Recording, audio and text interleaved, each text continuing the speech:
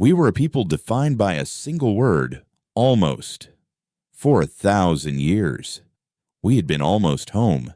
Our fleet, a constellation of city-sized ships known as the Drifts, had become our only reality, a slow-moving nation between dead stars. I was an archivist, a keeper of the memories we'd made in the long dark. My world was the quiet hum of data cores and the scent of aging paper pulp records in the grand archive of the driftship hearth. I traced the lines of our history, from the desperate launch from a dying Earth to the generations who lived and died, seeing only the velvet black outside the viewport. We had sacrificed everything for the promise of Ethel, the paradise world our probes had confirmed a millennium ago. Our final destination, in those last few cycles. A tangible electricity filled the recycled air of the fleet. Children who had only known the metal gleam of corridors were taught the names of trees and the feeling of rain. We were almost there. Then the schism happened. It wasn't a bang, but a whisper, a series of cascading errors that spread through the fleet's navigation network like a virus. One moment, the 8 drifts were flying in perfect, centuries-old formation. The next, our ship, the Hearth, along with the Solace, the Grit, and the Maker, were violently thrown from the course, our primary drives flaring with shutdown alarms. Outside the viewport, the lead ship, the Vanguard, and its 3 sister ships didn't slow. They didn't turn. They accelerated, their drive plumes shrinking from brilliant blue stars to faint pinpricks, vanishing into the deep black.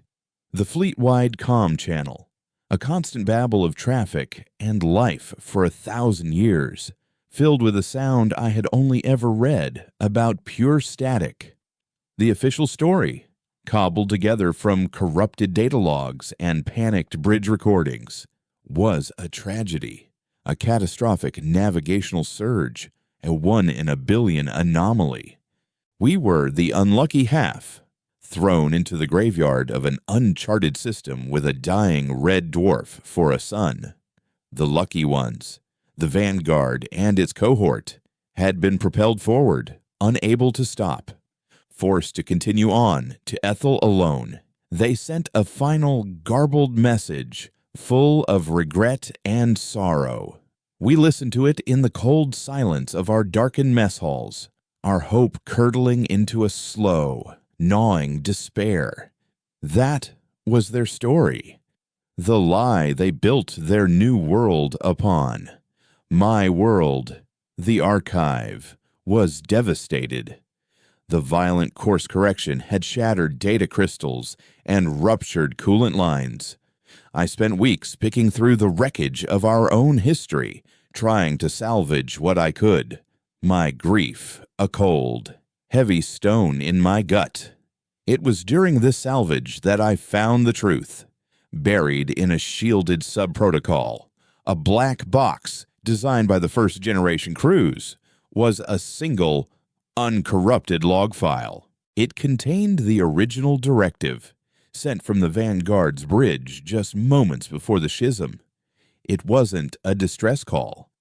It was an order, cold and precise, signed by the Vanguard's own governor, Valerius. The directive triggered a hidden flaw in our drive systems, a backdoor he had used to sever us from the fleet and send us spinning into this abyss. He hadn't just left us behind, he had thrown us away.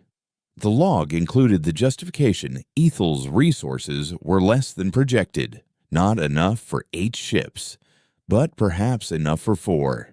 It was a calculated act of slaughter, a culling of half of humanity to ensure the other half's prosperity. I brought the log to the new council, a grim assembly of surviving ship captains and section chiefs huddled in the Hearth's frozen engineering bay.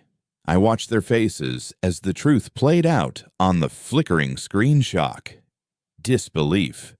Then a slow, hardening rage that seemed to draw all the warmth from the room. A former security chief from the Grit, a scarred and hollow-eyed man named Kalen, was the first to speak. His voice was like grinding stone.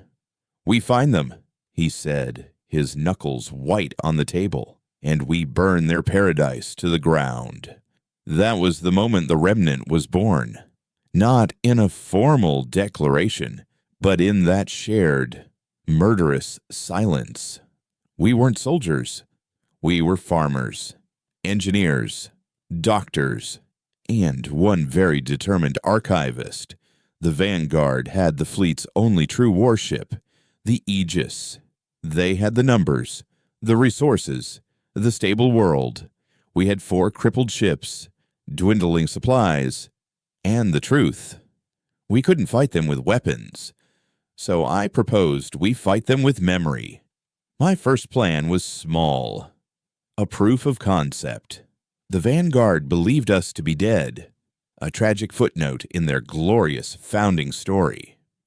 Our first objective was to become a ghost in their machine. We spent a month cannibalizing our ships, rerouting power from life support in non-essential decks to bolster the main comms array on the Maker. We were cold, we were hungry, but we were focused.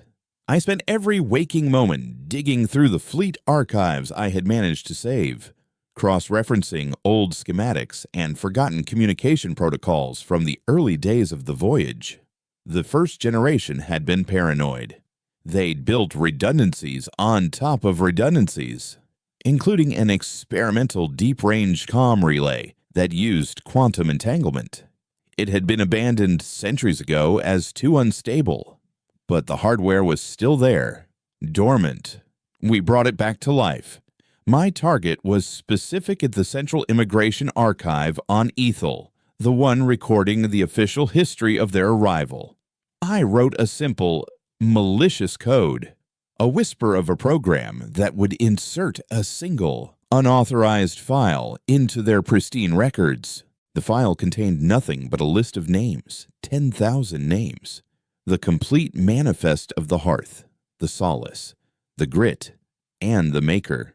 Beside each name, a single status entry abandoned. We fired the signal like a bullet into the dark, 1,000,000,000 to 1 shot across a gulf of unknown space, for 3 days. We waited in absolute silence, the only sound the creaking of our dying ships. Then, a flicker. A simple, automated return signal from our probe. It had breached their network. The file had been delivered. We hadn't fired a shot. We hadn't destroyed a thing. But somewhere on their perfect, shining world, in the heart of their official history, a seed of truth had been planted. A quiet, damning record that said, "We are not dead. We are not lost. We were betrayed." Kalen found me on the observation deck, staring out at the faint, angry glow of the red dwarf. "The council is celebrating," he said, his voice low. I didn't turn. "They're celebrating a ghost story." He stood beside me, his reflection a grim shadow in the reinforced glass. "Ghosts are powerful. Aris. You don't see them coming.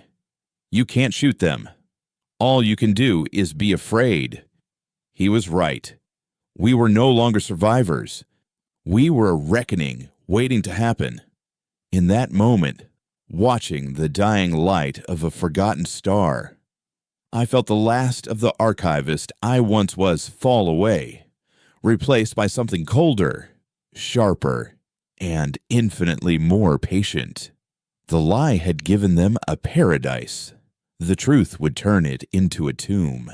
This was only the beginning. Our vengeance would not be a firestorm. It would be a slow, creeping rot, an unraveling of the very reality they had built on our bones. We would become the history they tried to erase. The schism had forged us in the cold and the dark, But we were not broken. We were being sharpened. The years that followed were lean and brutal, a master class in survival taught by the unforgiving vacuum of space. We became scavengers, pirates of a dead system. The 4 ships of the remnant fleet became a single, cobbled-together entity, connected by umbilical corridors and a shared, simmering hatred. We stripped asteroids for ice and minerals, patched our hulls with the salvaged plates of derelict probes, and learned to cultivate algae that grew in near-total darkness. Every calorie was rationed. Every breath of recycled air was a victory. The children born in this new reality, the schism-born, were a different breed. They were pale and quiet, with eyes that held the old, weary knowledge of survivors. They learned to read star charts before they learned to read books, and their lullabies were the groaning protests of stressed metal and the hum of overworked life support. While the engineers and farmers kept us alive, my team and I weaponized the past. The archive became the heart of our war room. We were the division of memory, and our currency was information. We pored over ancient personnel files from the unified fleet, building psychological profiles of the Vanguard's leadership. We studied their dependencies, their vanities, their fears. Valerius, their governor, was a pragmatist, but he was also deeply arrogant. He believed his decision was not just necessary, but righteous. He had built a cult of personality around the idea of the founders, the survivors of the great tragedy. To shatter that myth was to shatter his authority. Our next move had to be more than just a whisper. It needed to be a scream. I found our weapon in the medical archives of the Solace. For centuries, all fleet citizens had been fitted with a biomonitor, a small implant that tracked vital signs and genetic markers. It was a health and safety measure, but the first generation had built a backdoor into the system, a master control protocol that, in the event of a ship-wide biological catastrophe, could deliver a targeted counteragent to the entire population. The protocol had been deemed an ethical nightmare and locked away for 900 years. I unlocked it. The Vanguard would still be using the same system. They were too proud to change the fundamental technologies laid down by the founders. We couldn't deliver a poison. We had no desire to commit the same atrocity Valerius had. Our goal wasn't genocide. It was psychological collapse. Instead, we crafted a synthetic neuroagent. It was harmless, but it would simulate the symptoms of a rare, dormant genetic disorder that was prevalent only among the families of the ships we were on. The hearth strain, they used to call it. It caused minor tremors, temporary discoloration of the skin, and a distinct metallic taste in the mouth. It was a ghost illness, a phantom that would rise from their own biology. Kalen's teams built a delivery system, a specialized drone swarm designed to burn through Ethel's atmosphere and release the agent as a fine, invisible mist over their capital city, Meridian. The attack was timed to coincide with their most sacred holiday, Ascension Day, the anniversary of their arrival on Ethel, as Valerius stood before his people, preaching about their fated survival and the noble sacrifice of the lost fleet. Thousands of his citizens would begin to feel a tremor in their hands. They would taste metal in their wine. They would see a strange, pale mottling on their children's skin. It wouldn't kill them. It would simply remind them. It would plant a terrifying question in their minds. If the hearth strain is here, how did it get here? The mission was a success. Our drones were ghosts in their sky. too small for their defensive grid to even register. From our listening post, a repurposed long-range satellite we dragged into orbit around a dead moon, we intercepted the frantic, panicked communications. First came the confusion from Meridian's medical centers. Then, the escalating fear. The symptoms were mild, but the pattern was undeniable, spreading through the population like a contagion of memory. They had no explanation. Valerius's government tried to control the narrative, blaming a native pollen, a water contaminant, anything but the impossible truth. But we fueled the fire. My team hacked into their public data networks, not with force, but with subtlety. We began inserting anonymous search queries into their system by the thousands. Symptoms of hearth strain, lost fleet genetic markers. Can dormant diseases be transmitted through recycled ship air? We made them ask the questions themselves. Then we answered them. We leaked censored medical files from the old fleet, pages from historical texts describing the disease, all anonymously uploaded to public forums and data hubs. We didn't have to tell them we were alive. Their own bodies, their own history, were telling them for us. The fear in Meridian began to curdle into paranoia. The population, raised on a myth of pristine, tragic purity, was now faced with a biological inheritance they shouldn't possess. Factions began to form. The separatists, who believed the government was hiding a terrible secret about the planet itself. The purists, who believed the lost fleet had somehow cursed them from beyond the grave. The carefully constructed unity of Valerius's paradise began to crack. He responded with force. Public forums were shut down. Medical personnel who spoke out were detained. His security forces, the wardens, became a common sight on Meridian's clean, perfect streets. The city built on a lie was now being held together by fear. Kalen was pleased. He saw their fear as a weapon we could aim. Now we hit their infrastructure, he urged in a council meeting. Their power grids, their water reclamation plants. Make them suffer. I argued against it. We are not Valerius, I said, my voice echoing in the cold chamber. We don't punish civilians for the sins of their leader. Our target is the lie itself. We've shown them a crack in their reality. Now, we're going to break it wide open. My next target was more personal. It was a woman named Ilara, the head of Ethel's own historical archive, according to the old fleet records. Her grandmother had been my own mentor's closest friend. Ilara was a true believer, a devout follower of Valerius's founding myth. If I could make her a conduit for the truth, she would be more powerful than any bomb. We used the quantum relay again, but this time we didn't send a file. We sent a voice, her grandmother's voice, synthesized from old audio logs. It was a short, looped message, beamed directly and only to the personal comm unit in her office.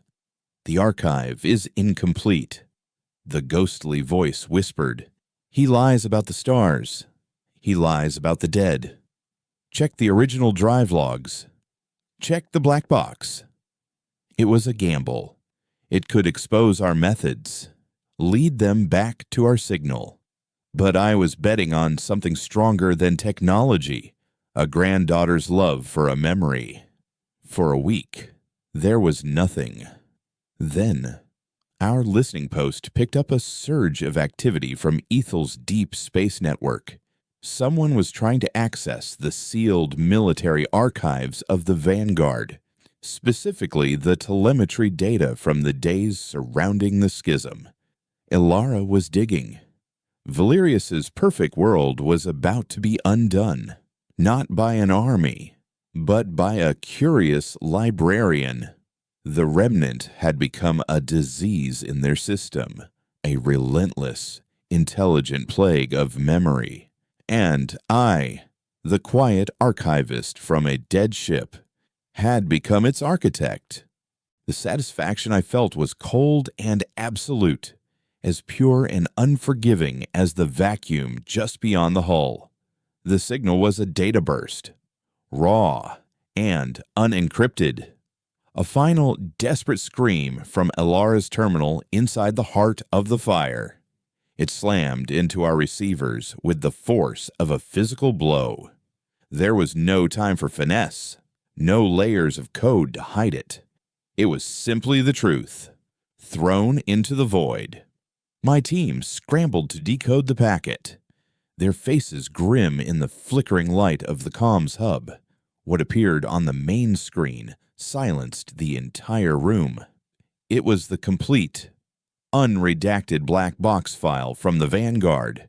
It contained everything Valerius's original directive to sever the 4 remnant ships, the faked telemetry logs designed to simulate a navigational surge, the pre-written messages of condolence, the resource projections that showed Ethel could have, in fact, supported the entire fleet. It was a digital confession, a detailed blueprint of a cold-blooded massacre. The final fragment of the transmission, however, wasn't a log file. It was a single line of text, half corrupted by the fire and the failing systems. Truth needs a voice. Then, the signal flatlined. Guilt was a physical thing, a crushing weight that settled deep in my chest, making it hard to breathe. Elara was gone. I had sent a whisper across the stars, and she had answered with her life. I had used her as a tool, a key to unlock a door, and never once considered that the door might be a furnace. The weight of her sacrifice was mine to carry. I took the file to the council, my face a mask of cold fury that hid the churning sickness in my gut. I played it for them without a word. The silence in the cargo bay was different this time. It wasn't the silence of shared rage. It was the silence of shock, of horror. The abstract idea of betrayal was now a concrete, verifiable fact, signed and dated by the man they once followed. Kalen's reaction was not one of quiet contemplation. He slammed his fist onto the metal table, the sound echoing like a gunshot. "This is it," he breathed, his eyes burning with a righteous fire. "This is the weapon. We broadcast this on every open channel. We hijack their networks and force-feed this to every citizen on that planet. We burn his lie to the ground with the truth." "No," I said, my voice barely a whisper, yet it cut through his rage. He turned on me, his expression a mixture of disbelief and fury. "No, Eris. This is everything we've been fighting for. This is the proof. And what will Valerius do the moment we release it?" I countered, finding my strength. "He will call it a forgery. A desperate lie from the terrorists who just bombed his capital city and murdered a heroic archivist. He will use our own weapon against us to paint us as villains and liars. We have one shot with this. Kalen. One. If we simply throw it at them, it will be deflected. He controls the context. He controls the narrative. So, what do we do? Eris, frame it nicely and hang it on a wall," he sneered. "We honor her last words," I said, the phrase "truth needs a voice" now seared into my mind. A voice is not a data burst. A voice is personal. It's trusted. We can't just show them the truth. We have to make them believe it. And that is not something we can do from out here in the dark. Our debate was cut short by an incoming transmission. It wasn't one of ours. It was a fleet-wide broadcast from Ethel. On the main screen, Governor Valerius appeared. He stood not on a podium, but in the ash-strewn, water-soaked ruins of the Founders Plaza. The skeletal remains of the spire loomed behind him like a broken bone. His face was a masterful performance of sorrow and resolve. He spoke of the cowardly, faceless enemy that had struck at the heart of their history, at the very symbol of their miraculous survival. He spoke of the brave first responders, the unity of the people in the face of terror. Then, his face hardened. He announced the discovery of Ilara's body in the wreckage of the Grand Archive, praising her as a martyr who died defending their heritage from the encroaching darkness. He held up a salvaged, soot-stained data slate. "This is what they wanted," Valerius declared, his voice ringing with manufactured gravitas. "Our history, our identity, these soulless remnants, these ghosts of the void, sought to erase us, but they have failed. In her memory, and for the security of every soul on Ethel, I am enacting the Unity Protocol. Our world will be secured. Our skies will be watched. We will find these terrorists, and we will answer their barbarism with the unyielding strength of our conviction." The broadcast ended with the image of Ethel's flag being raised over the smoking ruins. It was a work of art. In the span of 5 minutes, he had taken our attack, our truth seeker, and our precious evidence, and twisted it all into a justification for martial law. The Unity Protocol was a cage, and he had just tricked his own people into closing the door on themselves. Kalen was silent, watching the screen with a look of dawning horror. I had been right. Valerius hadn't just deflected the truth. He had turned it into a shield. "He's buried her," I said softly, the words tasting like ash. "He's buried her, and the truth, right along with her." A new resolve hardened within me, cold and clear. We couldn't be ghosts anymore. Ghosts could be ignored, their whispers dismissed as the wind. Ilara's truth needed a human voice, a physical presence on Ethel to give it life. The war of shadows was over. It had failed. Now, we had to walk into the fire. "We're going down there," I announced to the stunned council. "Not with skiffs and torpedoes. With a scalpel. A small team, inserted quietly.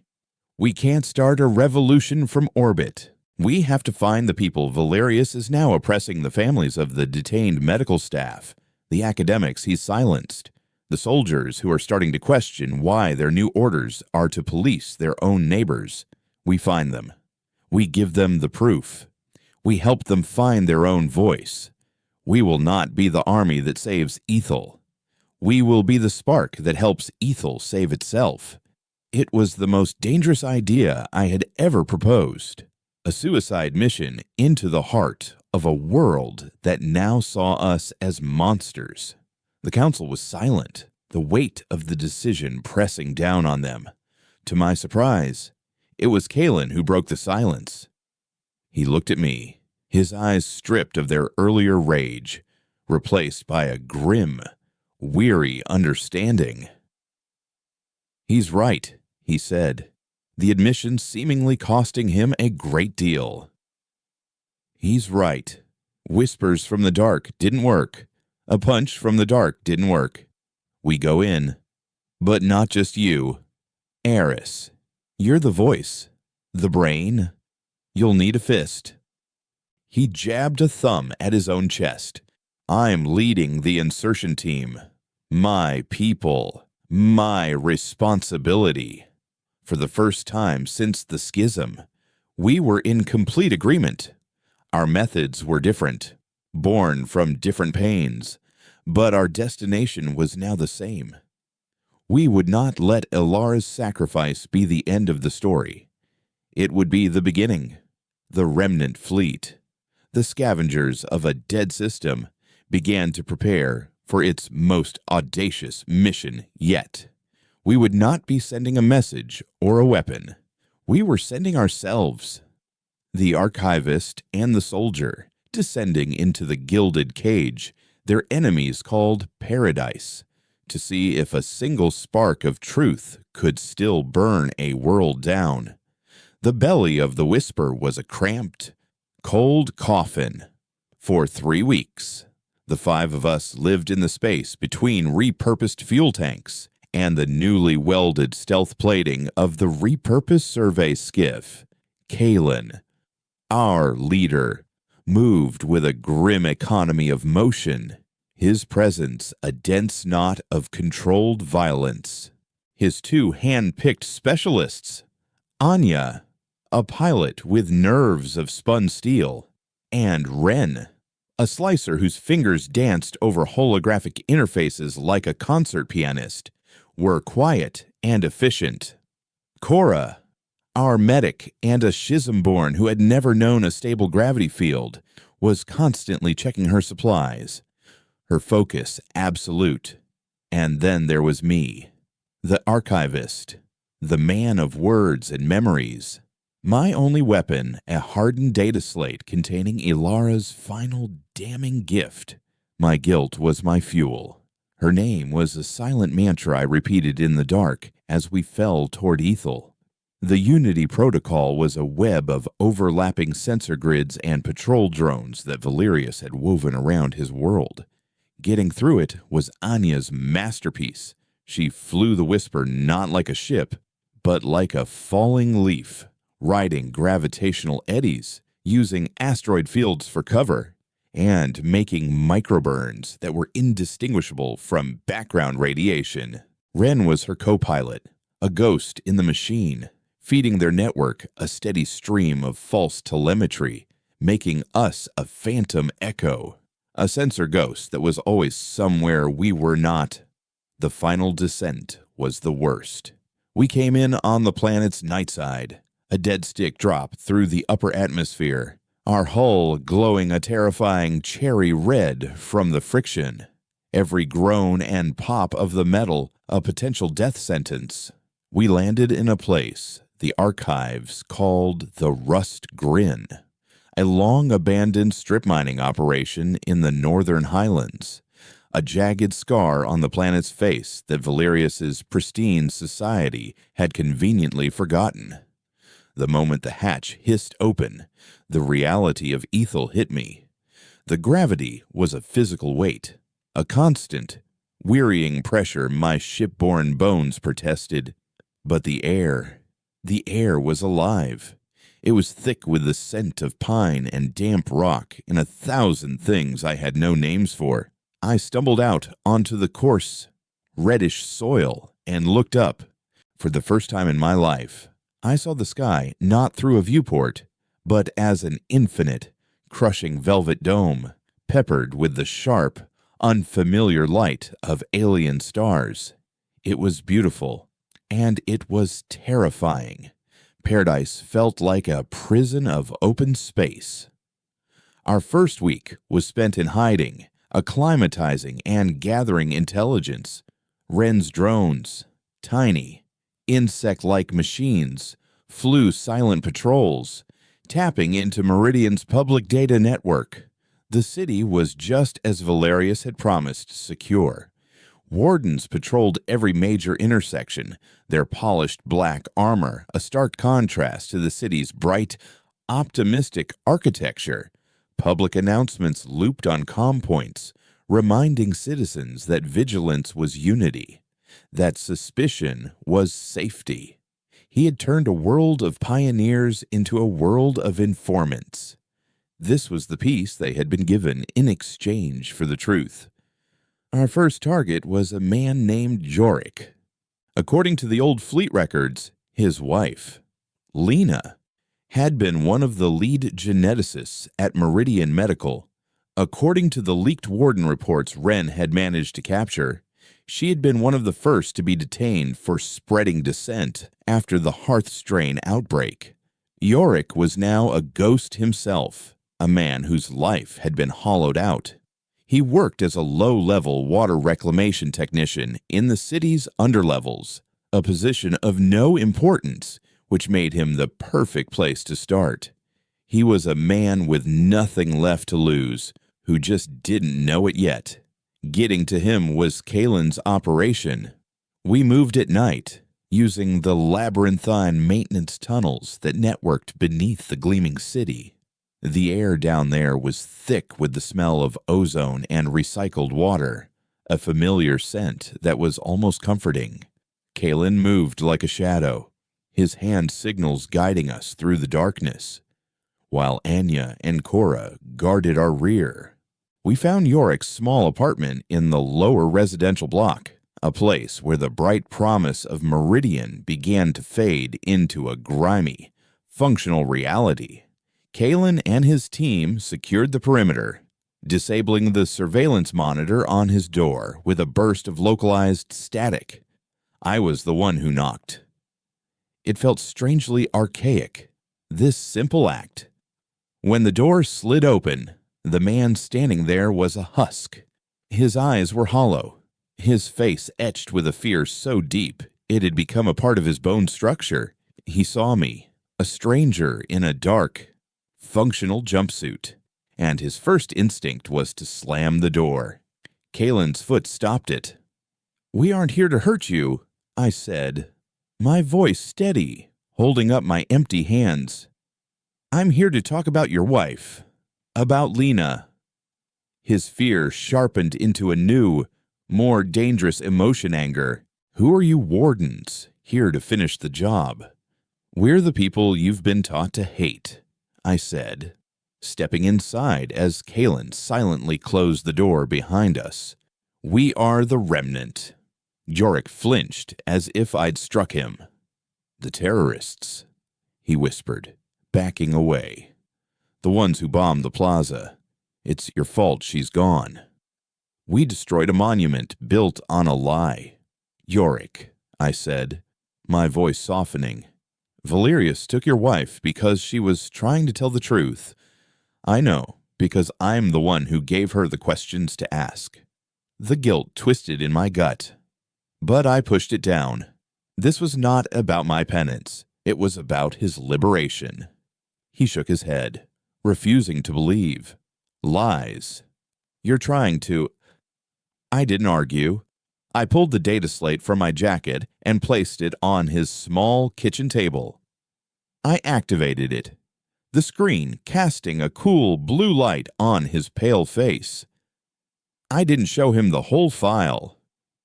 Just one page, a single directive, stamped with the governor's official seal, dated on the day of the schism. It was the order to modify the drive systems on the Hearth, the Solace, the Grit, and the Maker for strategic fleet separation. Beneath it was the signature of the man he saw on the news every day, the man who had promised him unity and security. Valerius. I watched his eyes scan the text, then scan it again. I saw the moment his world fractured, the moment the carefully constructed reality he had lived in for a generation crumbled into dust. The terrorist in front of him wasn't the monster. The savior on his screen was. He sank into a chair, his breath coming in ragged gasps, his face a canvas of utter devastation. He looked up at me, the anger and fear gone, replaced by a single, burning question. "What do you want from me?" He whispered. "We want you to help us find others," I said, my voice firm, but quiet. "Other husbands, wives, sons, and daughters of the people Valerius has silenced.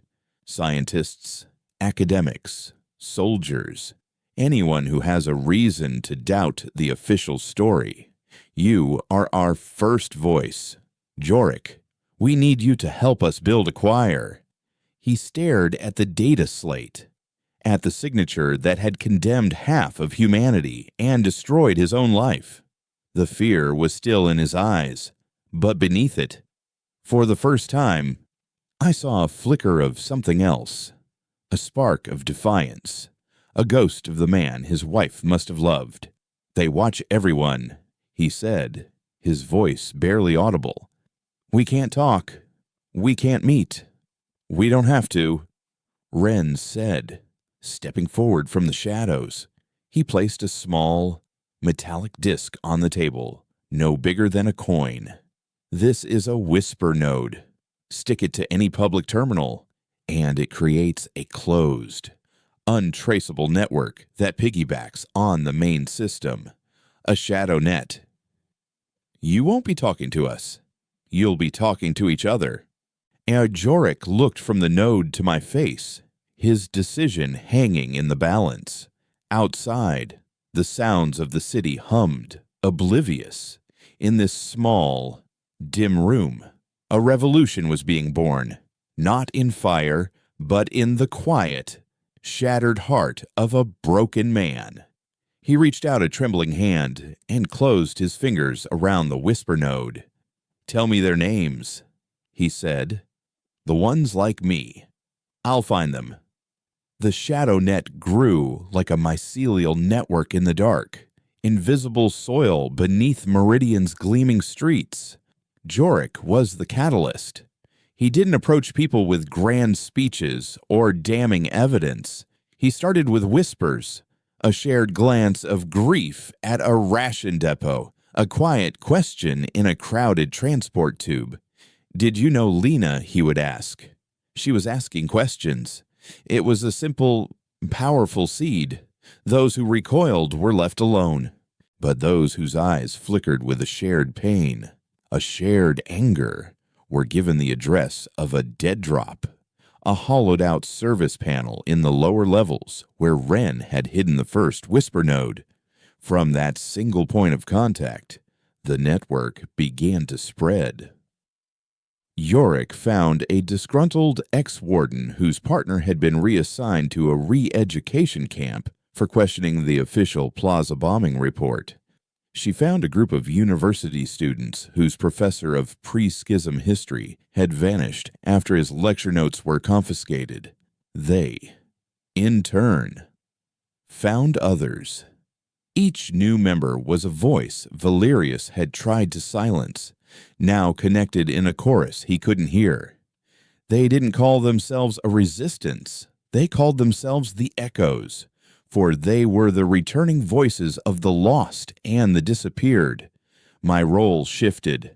I was no longer the architect of a psychological war from afar. I was a curator of truth, feeding the Echoes the ammunition they needed. Through our secure link, I would send them fragments of Ilara's file, a redacted medical log, a single incriminating audio clip, a falsified maintenance report. Ren would package these fragments into what he called truth bombs. Small, highly encrypted data packets that could be shared across the ShadowNet and then unlocked with a simple, rotating passphrase. It was slow, meticulous work. We weren't trying to start a firestorm. We were lighting 1,000 small candles in the dark, letting the light of the truth spread organically from trusted hand to trusted hand. Kalen and his team became our ghosts, our guardians. They were the muscle and the eyes, ensuring our fragile network remained hidden. Anya spent her nights in the city's high-rises, not in apartments, but on the rooftops. Her customized long-range scanners mapping warden patrol routes and communication dead zones. Core established a series of hidden medical caches in the underlevels, treating Echoes who had been injured in scuffles with wardens and couldn't risk going to a city clinic. And Kalen. Kalen was the shadow that kept the wolves at bay. He moved with a brutal, silent grace, a predator in the urban jungle. More than once, an Echo on the verge of being discovered would find their pursuers suddenly diverted, a warden patrol called away by a faked emergency, or a curious officer finding himself locked in a utility closet with a sudden, unexplained power failure. He never killed. He simply removed threats. A silent, unseen shepherd guarding his growing flock. The change in Meridian was subtle at first, a shift in the atmosphere, The rigid, fearful compliance of the Unity Protocol began to fray at the edges. A piece of anti-Valerius graffiti would appear on a wall, only to be scrubbed away hours later. A public broadcast would be briefly interrupted by a burst of static that, if you listened closely, sounded like a single, whispered name, Alara. These were small acts of defiance, but they were cracks in the dam. Valerius responded by tightening his grip. Curfews were extended. More wardens appeared on the streets. Random data sweeps of personal comms became standard procedure. But he was fighting a fog. For every echo he arrested, 2 more would join the network. Their fear finally outweighed by their anger. The more he squeezed, the more the truth slipped through his fingers. Our biggest breakthrough came from an unlikely source.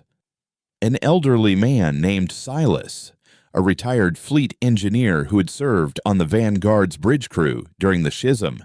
He had been a low-ranking technician, a man no one ever noticed. He had spent the last generation in quiet, terrified silence, living with the knowledge of what he had helped to do. The echoes found him through his daughter, a member of the student group. After weeks of careful, patient contact, she convinced him to talk. We met in a decommissioned hydroponics bay, the air thick with the smell of rust and dead soil. Silas was frail, his hands shaking, but his eyes held the sharp, clear focus of a man who had finally decided to unburden his soul. He didn't just confirm Ilara's file. He gave us the one thing we were missing, the human cost. He told us about the faces on the bridge, the forced smiles, the hushed, guilty conversations in the corridors. He gave us the names of the officers who carried out Valerius's orders. Most importantly, he gave us the final piece of the puzzle, the location of the Vanguard's original, unaltered black box. Valerius hadn't destroyed it. In an act of supreme arrogance, he had preserved it, storing it in a shielded, time-locked vault beneath his own gubernatorial mansion, a trophy of the decision that had given him a world. This was the endgame. Ilara's digital file could be dismissed as a forgery. The word of a few dissidents could be silenced, but the physical black box, the original, untampered with flight recorder from the flagship of the human fleet, was an unassailable truth. Getting to it would be a suicide mission of a different order. Valerius's mansion wasn't just a home, it was a fortress, the nerve center of his entire security apparatus. Kalen saw it as the mission he was born for. "This is no whisper. Eris," he said, his eyes gleaming as we looked over the holographic blueprints Wren had stolen from the city's planning commission. "This is a hammer blow. We go in hard. We go in fast. We grab the prize. And we get out." I shook my head. "We can't. A direct assault would fail. And even if it succeeded, it would make us the villains he wants us to be. We can't be the ones to tear down his house. We need to trick him into opening the door for us." My plan was far more audacious. We wouldn't just steal the black box. We would broadcast its contents from inside the mansion itself. We would turn his fortress into our stage. The plan hinged on Ascension Day, the same holiday we had targeted with the Hearth Strain. It was the one day of the year Valerius would be hosting a gala at his mansion, a gathering of his most loyal military commanders, corporate partners, and political allies. The mansion's security would be at its absolute peak, but it would also be focused on the guests, the pageantry, the performance of power. The echoes would be our diversion. For weeks, they had been planning a citywide day of remembrance for Ilara, and the other vanished. They would stage dozens of small, peaceful protests across Meridian, silent vigils that would draw the bulk of the warden's forces away from the Mansion District. It was their revolution, their moment to step out of the shadows. While the city was distracted, our team would go in. Not over the walls, but through the front door. Cora had used her medical knowledge and salvaged first-generation tech to create a set of false biometric signatures for myself and Kaylin. For one night, we would be two high-ranking officials from a distant mining colony, men so unimportant their faces wouldn't be recognized, but so important their credentials couldn't be denied. Anya and Ren would be our support, parked in a stolen utility vehicle 2 blocks away, ready to breach the mansion's internal network the moment we were inside. Our objective was not just to retrieve the black box from the vault, but to get it to the mansion's central broadcast studio, hijack the planetary comm system, and play the unvarnished, undeniable truth for every soul on Ethel. The night of the gala arrived, the air crisp and cool, dressed in the severe, high-collared uniform of a man I didn't exist as. I felt a tremor of fear, the same fear I'd felt on my first day in the Rust Grin. This was it, the culmination of years of anger, of planning, of sacrifice. We were no longer ghosts. We were no longer whispers. We were walking into the heart of the beast, betting everything on a single, desperate gamble that the truth, spoken in the right place, at the right time, could be more powerful than any army. As Anya dropped us off at the mansion's main gate, Kalen glanced at me, his face an unreadable mask beneath the shadow of his officer's cap. "Ready to go hunting, Archivist?" he asked, his voice a low rumble. I looked at the gleaming, floodlit mansion, a monument to a lie. "The hunt is over, Kalen," I replied. "This is the reckoning." The air inside the gubernatorial mansion was a different atmosphere entirely, heavy with the scent of exotic alien flowers and the low, self-satisfied hum of the powerful. Crystal flutes chimed, and polite laughter echoed off the marble walls. Valerius had built his world on a foundation of bones, and his elite were celebrating on the polished floor above. Kalen and I moved through the throng, our borrowed identities a fragile, shimmering cloak. He was a silent, imposing monolith in his officer's uniform, his eyes constantly scanning, assessing threats. I was the talker, the smiling functionary, nodding to faces I only knew from intelligence files, my heart a cold, hammering drum against my ribs. Our first task was to disable the internal security sensors that guarded the residential wing, the pathway to the vault. That was my job. I engaged a pompous-looking industrialist in a conversation about off-world mining yields. My back to a wall panel that Ren had identified as a primary network junction, as I feigned interest in excavation tonnage. My free hand worked behind me, pressing a small, wafer-thin induction device against the seam of the panel. Ren's voice, a calm whisper in the microbead in my ear, confirmed the connection. "I'm in," he said. "Sensors in the West Wing are now on a 5-minute loop. You're clear. Go." I excused myself, leaving the industrialist mid-boast, and met Kalen by the grand staircase. The transition from the bright, loud ballroom to the hushed, carpeted corridor of the residential wing was like stepping into another world. Here, the masks were off. The air was colder, the silence heavier. Anya's voice joined Ren's in my ear. 2 guards at the end of the hall. Non-hostile patrol pattern. They'll turn the corner in 30 seconds. We moved. Kalen was a phantom, his large frame hugging the shadows, his steps making no sound. I felt clumsy and loud by comparison. We reached the reinforced door that led to Valerius's private study, the entrance to the vault, just as the guard's footsteps faded around the corner. The lock was biometric. This was Cora's contribution. I held up the false thumbprint she had crafted from synthesized skin and a stolen genetic sample, pressing it against the scanner.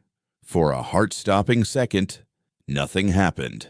Then, with a soft, expensive-sounding click, the lock disengaged. The study was a monument to Valerius's ego.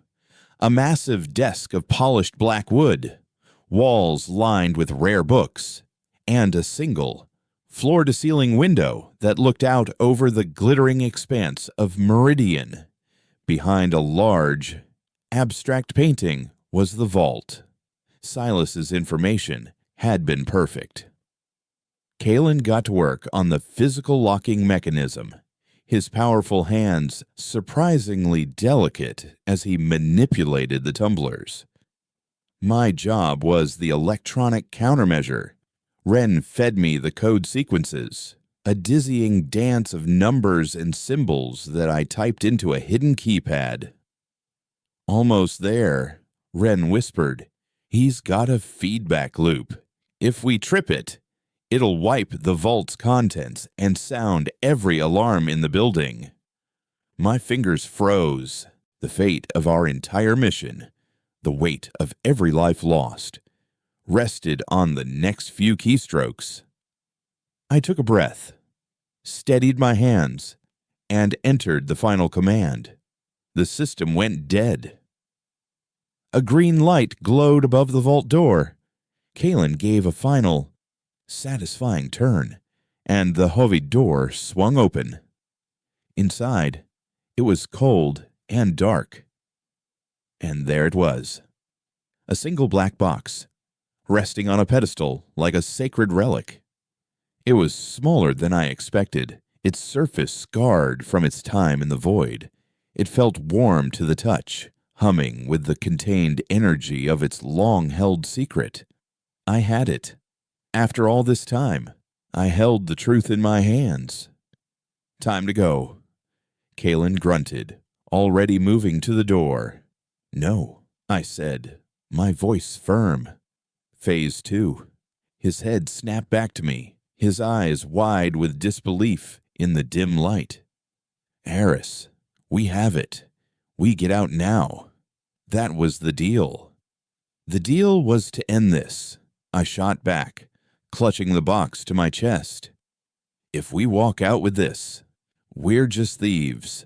The echoes are in the streets. Kalen, they're putting their lives on the line. We owe them more than a stolen prize. We owe them a public execution of the lie. Before he could argue, Ren's voice crackled in my ear. Urgent.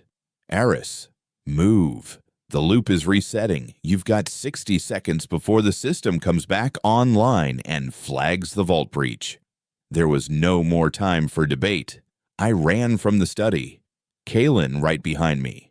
His anger a palpable force. We didn't head for an exit. We headed for the mansion's broadcast studio, located on the top floor. It was a desperate, insane gamble.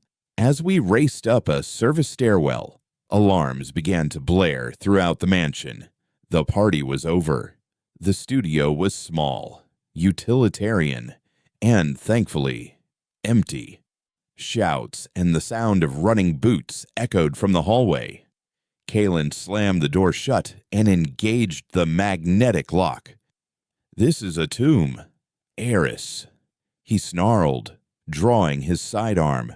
It's a stage, I countered, shoving the black box into the studio's primary data port.